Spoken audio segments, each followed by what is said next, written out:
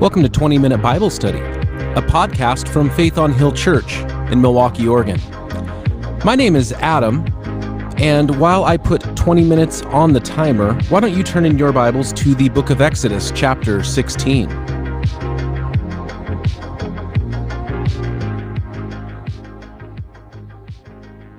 I want to start off by acknowledging that last week's episode had the wrong verses in the title card. I apologize about that, if there was any confusion. We are picking up where we left off last week. The book of Exodus, chapter 16, we're gonna start actually in verse 15 here. And it says, verse 15, when the Israelites saw it, they said to each other, what is it? For they didn't know what it is. So what happened is the people of Israel are in the desert, in the wilderness. They have crossed the Red Sea. They have been delivered from slavery and bondage in Egypt, but now they are in the wilderness. And there's disagreement about how many people crossed the Red Sea and how many people existed in the wilderness. Some say thousands, some say up to 1 million or 2. I don't think it matters that much personally. Whether it's 500,000 or 1 million or even just a lower number like 300,000, that's a ton of people to be in the wilderness. The logistics of human existence are far more complex and fragile than we realize. I know we're sort of living through it in some way right now, but I remember when the movie Contagion came out, and the person I was watching it with, we were watching, and there's a scene where Matt Damon's character goes into a grocery store, and there's nothing. The store is empty and decimated, and the person I was watching it with said, well, that's not real. That's sensationalism. And I said, no, because you may know, you may not, but I spent 10 years in management in the grocery industry. I said, no, that's very real. That is incredibly real. Our food supply chain is very fragile. And we've seen it in some ways, right? Like there were all of a sudden, no toilet paper. All of a sudden there's things you can't get. We for a while, right, we could only buy like one thing of ground beef at the store per trip. You can't get dill pickles right now. I mean, there's things like that are just weird. To feed that many people, and not just sustenance, right? But they're moving. They're not just staying put, but they're moving through the wilderness, and that requires a higher level of calorie intake. So God had provided for his people miraculously. Verse 13, as we covered last week, said that quail came and covered the camp. So every evening they were getting protein. They were getting this quail meal. They would just, this flock of quails would just appear and land. And the people could just kind of take whatever they want. And they had quail for dinner. And then in the morning, there was a layer of dew around the camp, and when the dew was gone, thin flakes like frost on the ground appeared on the desert floor. And verse 15, when the Israelites saw it, they said to each other, what is it? For they didn't know what it was. And Moses said to them, it is the bread of the Lord, the bread the Lord has given to you to eat. This is what the Lord has commanded. Everyone is to gather as much as they need. Take an omer for each person that you have in your tent. And an omer is about 3 pounds. So they were to take about 3 pounds per person per tent. So if your tent had 5 people living in it, 15 pounds or 5 omers. If your tent only had 2 people, then 2 omers. The idea was that between 3 pounds of this manna and the quail that came at night, that the people of Israel would have enough so that they would live, they would stay healthy. They weren't just subsisting, but it was enough for them to work and live.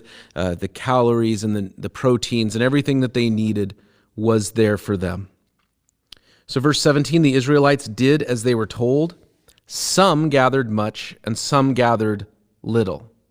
And when they measured it by the omer, the one who gathered much did not have too much, and the one who gathered little did not have too little.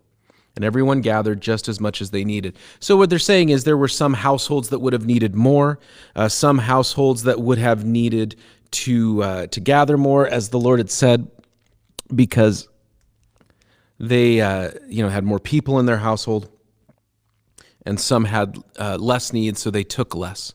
But everyone had enough. Now, verse 19, then Moses said to them, no one is to keep any of it until morning. So basically what Moses was saying is take what you need for today. Take what you need for today. Verse 20, however, some of them paid no attention to Moses, and they kept part of it until morning. But it was full of maggots and began to smell. So Moses was angry with them. Take what you need for today. Jesus repeated this sentiment multiple times. Don't worry about tomorrow. Sufficient for today are your worries. There's enough to worry about today. Don't worry about tomorrow. Jesus said, my grace is sufficient for you. There are times where we want to know everything that's going to happen ahead. And the Lord just looks at us and says, I have taken care of you for today. This is a matter of faith. There was not to be stockpiling of food. You didn't preserve manna. Now, if you lived in an agrarian culture, you harvested, and then you ate fresh what you needed, and then the rest you preserved. And there's different methods over the years of salting and drying, canning and jarring, different ways of preserving that people have come up with over the years. Manna was not preservable. You weren't supposed to take it and set it away. It only lasted for today. It's possible that God has given you everything you need. In fact, I would say more than possible, it's likely that God has given you everything you need for today. And you can worry about tomorrow. Let's say that you're freed from addiction and today you have sobriety, but you worry, what happens if I relapse tomorrow? And I believe the Lord says to us, worry about today. Today God has brought you through. And tomorrow His grace will be there. But worry about today. Maybe you're trying to build up knowledge, and you say, I want to know everything that's coming. And God says, I've given you your work for today. Don't worry about tomorrow. Now, that doesn't mean that we don't set money aside in our savings accounts and our retirement accounts. Of course not. Jesus said, be wise as serpents, be harmless as doves. In fact, there was a point where Jesus said to his followers, the children of this world are often wiser with their money than the children of the kingdom. So this isn't a teaching against savings accounts or being wise or having retirement set aside. But what this is a reminder that God's grace and His provision are for today. And it does us no good to worry about things we can't control tomorrow. I know that today I have a roof over my head, that my children have food to eat. And I'm going to be wise and do what I need to do so that that exists tomorrow. But who knows? COVID took away our false sense of security. We had this idea that we were secure. That didn't happen in agrarian society. You didn't know, would the rains come and water your crops? You didn't know, would you be just about ready to harvest and then a hailstone comes and destroys 80% of your crops and you spend the next 6 months barely getting by and starving? You didn't know from one day to the next. You only had today. In our current situation, in our modern society, we have illusions of everything in place. How many people had been responsible and done the right thing, and they were just ready to retire in 2008, and the economy collapsed, and they said, oh, I thought I was secure. Here are people who didn't trust the word of the Lord. The Lord said, take what you need today, and they were stockpiling and saving, and it led to nothing, full of maggots, and it began to smell. Verse 21, each morning everyone gathered as much as they needed, and when the sun grew hot, it melted away. So they took what they needed, and anything that was left out would melt away in the heat of the day. It makes me think in some ways of our own spiritual nourishment. Over the years, I have met many Christians who had an incredible, impactful, life-changing Christian experience 10 years ago, 20 years ago, 30 years ago. I've met Christians who don't have a single thing to testify about of God's work in their life. And all they can seem to talk about is what God did in their life in the 70s or in the 80s or in the 90s. And then you go, yeah, but what's God doing today? It seems like God stopped working in your life in 1998 and you don't know why. And I don't believe that God stopped working. I do believe sometimes we rely on what has been taken previously, but every morning they had to go out and gather as much as they needed because it wouldn't last. Every morning, every day, we have to renew our seeking after God. What happened yesterday is in the past. I need today to be a day that the Lord has made. Verse 22, on the sixth day they gathered twice as much, 2 omers for each person, and the leaders of the community came and reported this to Moses. And he said to them, this is what the Lord commanded. Tomorrow is to be a day of Sabbath rest, a holy day to the Lord. So bake what you want to bake and boil what you want to boil, and save whatever is left and keep it until morning. So they saved it until morning as God commanded, and it did not stink or get maggots in it. That's good news. Eat it today, Moses said, because today is a Sabbath day to the Lord, and you will not find any on the ground today. 6 days are you to gather it, but on the 7th day, the Sabbath day, there will not be any. I think many of us would be familiar with the Sabbath concept, the day of rest. The people of Israel were not to do any work or labor on the 7th day. It was to be a day of rest, because on the 7th day, God rested from his creation. And God gave the people this blessing because human beings were not meant to go 100% day in and day out, nonstop. We need rest. Now, this is an act of faith. Verse 24, so they saved it until the morning, as Moses commanded. Now, remember, previous to this, anyone who had saved extra food had woke up to smelling foul, rotten, maggot-ridden food. But on the 6th day, they were to save some. And it did not stink or get maggots in it. Verse 25, eat it today, said Moses, because today is a Sabbath day in the Lord. 6 days you are to gather it, but on the 7th day, the Sabbath day, you will not find any. That is an act of faith, that you have to trust that on this day, the provision of the Lord will get you through not just 1 day, but 2 days, that the provision of the Lord will bring you through. That's an act of faith. Now in verse 27, it says, nevertheless, some of the people went out on the 7th day to gather it, but they found none. Then the Lord said to Moses, how long will you refuse to keep my commands and my instructions? Bear in mind that the Lord has given you the Sabbath, and that is why on the 6th day he gives you bread for 2 days. Everyone is to stay where they are on the 7th day. No one is to go out. So the people rested on the 7th day. I can't prove it, but I suspect that a large part of the group in verse 27 that didn't save enough on the 6th day, and on the 7th day they went out to gather and found none. I can't prove it, but I suspect that a majority of them were the people from verse 20 who paid no attention, and they gathered more than they needed, and they kept it, and the next day found it rotten and full of maggots. Previous disobedience can make future faith actions harder. Previous disobedience can make future faith actions harder. Here's what I mean by that. Let's say that you're the person who gathered more than you needed and you woke up to that horrible smell, that horrible stench, that horrible scene, the bugs everywhere, and they're crawling all over your tent. and now you have to save some, but you've had a bad experience.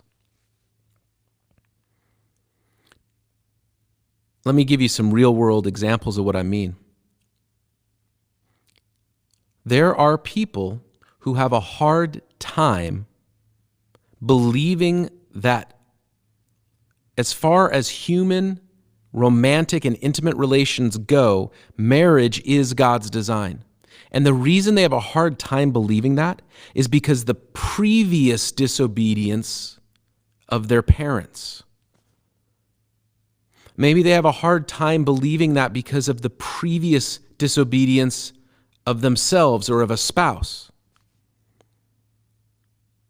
Marriage didn't work for my parents because of their sin, so why should I think that marriage will work for me? Marriage didn't work previously for me because my spouse cheated on me and left, or marriage didn't work previously because I was the unfaithful one. How can I know that going forward, this is God's plan for me? You have to have faith.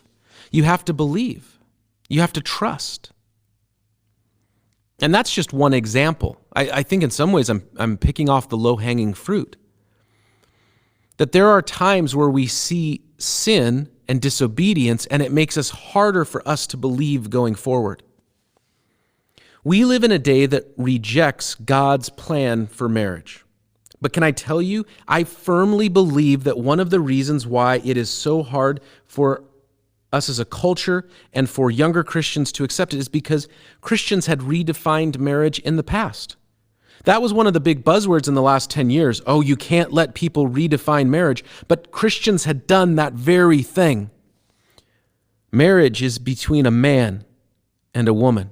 And for Christians, marriage is to be between a believing woman and a believing man. Yet, there were Christians and there were churches and there were religious institutions that just a few decades ago, and sadly I'm sure there are some in this day and in this city, who taught and who teach that a black woman and a white man should not get married. Christians had redefined marriage when they started to ban interracial marriage. There are people who just a short time, a few number of years ago, would have said that my marrying my wife because she's brown and I'm white was wrong. That's never been God's definition of marriage. A believing man, a believing woman, committing to each other unto the Lord to serve God together, that's God's plan for marriage. I firmly believe that one of the reasons that the acceptance of the concept of gay marriage has been so readily accepted is because of the sin of the ban on interracial marriage. I firmly believe that. Previous disobedience can make future faithfulness harder. If it's harder for us to believe, to have faith, one of the reasons why giving is so low in churches is because of previous unfaithfulness with the resources God has given people. If it's harder to go forward and to have faith, it's something we have to say, Lord, this is an area where it's hard for me to believe. Can you help my unbelief? Verse 31, so the people called the bread manna. And manna is a Hebrew word that means basically like, what is it?